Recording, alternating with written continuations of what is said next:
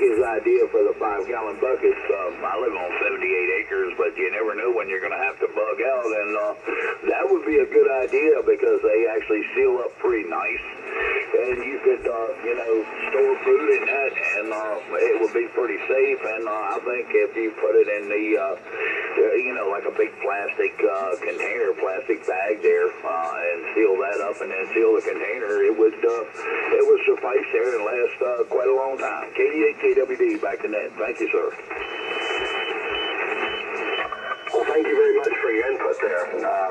It's always good to have some response and commentary, and I too like the 5-gallon buckets.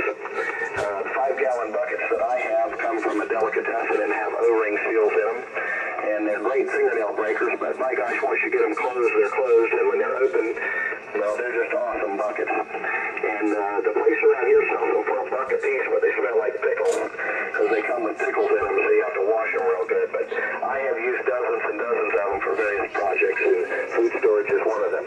Alrighty. Let me tell you, I'll take my turn here. This is Todd, K1KVA Net Control, North Florida. And I keep a fair amount of dry goods here. All of the stuff that we store is the material that my family routinely eats anyhow. And I keep all of my dry goods either in Mylar bags or in mason jars, regular old canning mason jars. And once I put the stuff in the mason jar, I throw a pellet of dry ice in with it. Whether it goes into a bag or whether it goes into a jar, it gets dry ice.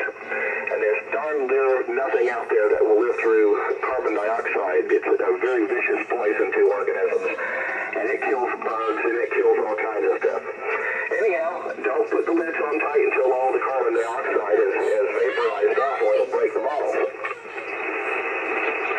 I recently, as in 2 weeks ago, pulled out some cornmeal, some whole stone ground cornmeal that I had marked to 2008, and we fixed cornbread with it, and it tasted just as good from 2008 as the fresh stuff. So I like the method. It seems to work for me, and it's good for a lot of different kinds of things. So give that a consideration if you have to put stuff up.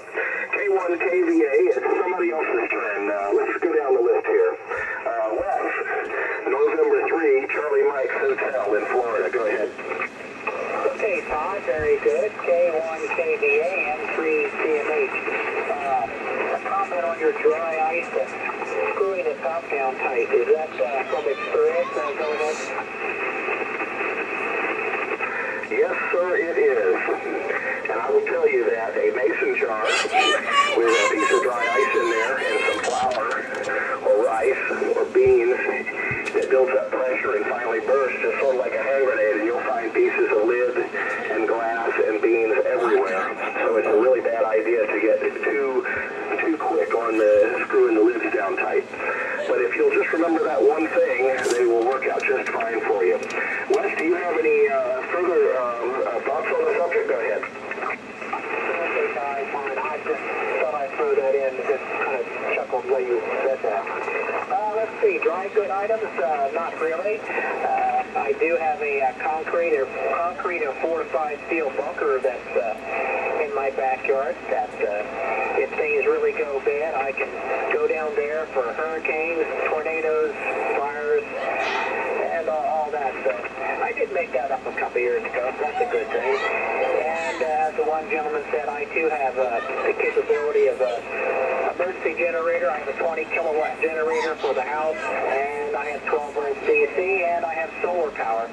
So I have a selection of various power sources that I can use that all work down the bunker and also take care of my house.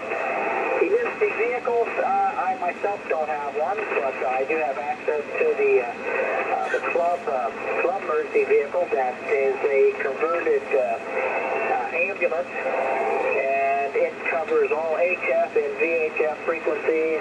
It has a portable repeater in it, and I think it also has I also have a buddy up here, a little 4-legged friend who decided that he wants to play with his daddy. Anyway, come on, baby, sit down.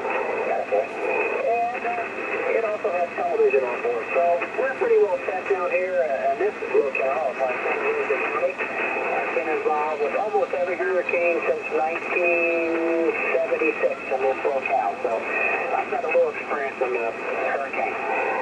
K1KVA to pick it up, and 3 CMH.